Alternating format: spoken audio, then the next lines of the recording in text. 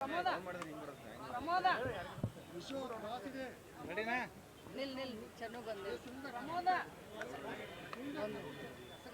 ಹಾಂ ಕೇಳಿ ಪ್ರಮೋದ. ಲೋಕಸಭೆ ಚುನಾವಣೆ ಕಾವೇರ್ತಾ ಇದೆ, ಹೇಗಿದೆ ವಾತಾವರಣ? ವಾತಾವರಣ ದಿನದಿಂದ ದಿನಕ್ಕೆ ಒಳ್ಳೆ ರೆಸ್ಪಾನ್ಸು ಎಲ್ಲ ಕಡೆ ಸಿಗ್ತಾ ಇದೆ.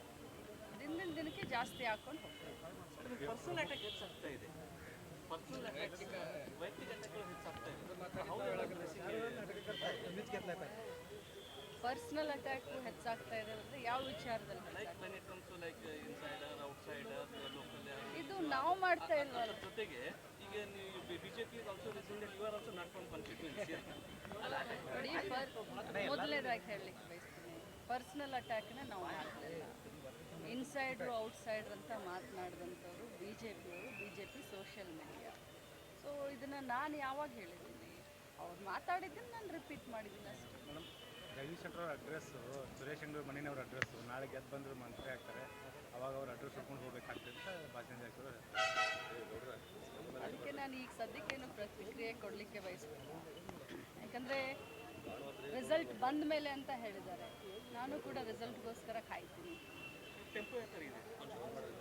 ನಮಗೆಲ್ಲ ಗೊತ್ತಿದೆ, ಟೆಂಪೋ ತುಂಬ ಚೆನ್ನಾಗಿದೆ. ದಿನದಿಂದ ದಿನಕ್ಕೆ ಬೆಳಗಾವಿ ಪಾರ್ಲಿಮೆಂಟ್ ಆಗಿರ್ಬೋದು, ಚಿಕ್ಕೋಡಿ ಪಾರ್ಲಿಮೆಂಟ್ ಆಗಿರ್ಬೋದು, ತುಂಬ ಒಳ್ಳೆ ವಾತಾವರಣ. ಕಾಂಗ್ರೆಸ್ ಪಕ್ಷದ ಬಗ್ಗೆ ಜನರಿಗೆ ವಿಶ್ವಾಸ ಮತ್ತು ಪ್ರೀತಿ ಇದೆ.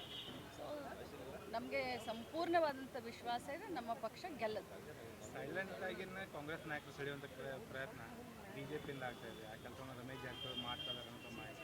ಎಲ್ಲಿ ಕೂಡ ಮಾಧ್ಯಮ ಜೊತೆ ಮಾತನಾಡ್ತಿದ್ರೆ ಗೌಪ್ಯವಾಗಿ ಸಭೆಗಳನ್ನು ಮಾಡ್ತಾ ಇದ್ದಾರೆ. ಸೊ ಅದಕ್ಕೆ ಪ್ರತಿತಂತ್ರ ಯಾವ ರೀತಿ ಇರುತ್ತೆ ನಿಮಗೆ?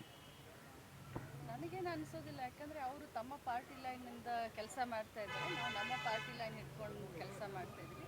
ರಾಜಕಾರಣದಲ್ಲಿ ಎಲ್ಲ ರೀತಿಯಂಥ ಚಾಲ್ಗಳನ್ನು ಅವರು ಮಾಡ್ತಾರೆ, ನಾವು ಮಾಡ್ತೀವಿ.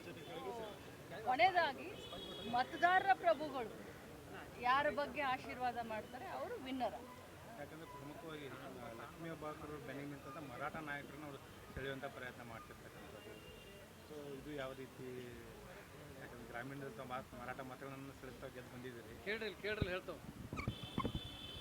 ಇದೇ ಕ್ವಶನ್ಗೆ ಉತ್ತರ ಕೊಡೋನು.